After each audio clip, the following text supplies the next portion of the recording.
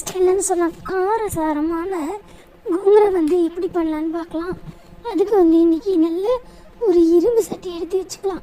நல்லா இந்த இரும்பு சட்டி சூடானோன்னே கடலெண்ணெய்க்கு பதில் நம்ம இன்றைக்கி தாராளமாக நல்லெண்ணெய் யூஸ் பண்ணிக்கலாம். நல்லெண்ணெய் எந்த அளவுக்கு யூஸ் பண்ணுறோமோ அந்தளவுக்கு கோங்கரை வந்து ரொம்ப டேஸ்டியாக இருக்கும். இன்னும் நல்லா மீடியம் ஃப்ளேமில் காஞ்ச உடனே கடுகு வந்து நம்ம போட்டுட்டு கொஞ்சமாக வெந்தயம் ஒரு ஸ்பூன் வந்து 10-15 வரமிளகாய் போட்டுட்டு கருவேப்பிலையும் வந்து ஒரு கையளவு நல்லா போட்டுக்கலாம். இதெல்லாம் நல்லா எண்ணெயிலே ஃப்ரை பண்ணிக்கலாம். இந்த நேரத்தில் நம்ம 2 ஸ்பூன் மிளகு, அதுக்கப்புறமா 2 ஸ்பூன் வரமல்லி அதை ஆட் பண்ணிக்கலாம். எல்லாத்தையுமே போட்டு நல்லா ஃப்ரை பண்ணிடணும். எல்லாமே வந்து மீடியம் ஃப்ளேமில் தான் இன்றைக்கி செய்ய போகிறோம். எல்லாத்தையும் வறுத்து எடுத்துகிட்டு தனியாக ஒரு தட்டில் வந்து அதை ட்ரான்ஸ்ஃபர் பண்ணி வச்சுக்கலாம். ஸோ இதெல்லாமே இந்த மீன் டைமில் திருப்பியும் அதே எண்ணெயில் நம்ம வந்து கொஞ்சமாக வந்து ஜீரகத்தையும் போட்டு வறுத்து எடுத்துக்கலாம். அது கூடவே வந்து நம்ம பூண்டு வந்து ஒரு கைப்பிடி பூண்டு எடுத்து வச்சுருக்கோம்.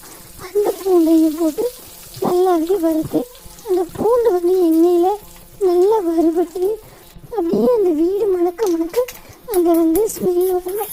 அந்த அளவுக்கு வந்து பூண்டு வந்து கறி வராமல் நம்ம நல்லா ஃப்ரை பண்ணி இந்த மாதிரி கோல்டன் கலரில் வர்ற ஸ்டேஜில் நம்ம பூண்டையும் இந்த வறுத்த ஐட்டமெல்லாம் எடுத்து காய வச்சிடணும். ஸோ இதுக்கு நடுவில் வந்து நம்ம இந்த கோங்கரா, அதாவது தமிழில் வந்து புளிச்சக்கீரைன்னு சொல்லுவாங்க, அந்த புளிச்சக்கீரையை நல்லா வந்து க்ளீன் பண்ணி எடுத்து கழுவி எடுத்து வச்சுக்கோங்க. இப்போது அதே எண்ணெயில் இந்த கோங்கரா எண்ணெயில் நம்ம இந்த கடலில் போட்டுட்டோம். இரும்பு சட்டியோட சுற்றி ஆட்டோமேட்டிக்காக அந்த கீரை எல்லாமே வைக்கும். ஆந்திராவில் வந்து தெலுங்கில் நம்ம கீரைன்னு சொல்கிறது தான் கோங்கரா. நம்ம வந்து பல சமயங்களில் வந்து வீடுகளில் குழந்தைகளாகட்டும் பெரியவங்களாகட்டும் கீரையை வந்து சாப்பிட மாட்டோம். ஸோ இந்த மாதிரி தொக்கு மாதிரி செஞ்சு வச்சுக்கிட்டோம் அப்படின்னா நம்ம ட்ராவல் பண்ணும்போது சரி, இட்லி, தோசை, ஒயிட் ரைஸ், குழந்தைங்களுக்கு வந்து ஸ்நாக்ஸ் பாக்ஸ், லஞ்ச் பாக்ஸ், இந்த மாதிரி எல்லாத்துக்குமே டக்குன்னு எடுத்து யூஸ் பண்ணிக்கலாம். ஸோ இந்த கீரை பாருங்க இந்த மாதிரி வச்சு அப்படியே சுருளை வந்துடுச்சு. இந்த ஸ்டேஜில் நான் என்ன பண்ணுறேன், கொஞ்சமாக கடலை எண்ணெய் யூஸ் பண்ணுவேன். ஸோ அந்த எண்ணெய் வந்து கிட்டத்தட்ட அந்த புளிச்சக்கீரை வந்து நல்லா பாயில் ஆகி வெந்து நல்லா வந்துடும். இப்போ நம்ம செப்ரேட்டாக வந்து எல்லாம் வறுத்து காய வச்சுருக்கோம் இல்லையா, அது எல்லாமே ஒரு ட்ரை மிக்சியில் இது எல்லாமே போட்டு நல்லா தருன்னு பொடியை வந்து அரைச்சி வச்சுக்கலாம். ஸோ இந்த பொடி தான் நம்மளோட கோங்கராக்கு வந்து ஒரு மெயின் இன்க்ரீடியன்ட். உங்களுக்கு காரம் வந்து பெரிய லெவலில் சாப்பிட்றவங்க நல்லா காரம் போட்டுக்கலாம். ஸோ இது எல்லாமே நல்லா பொடியாயிடுச்சு.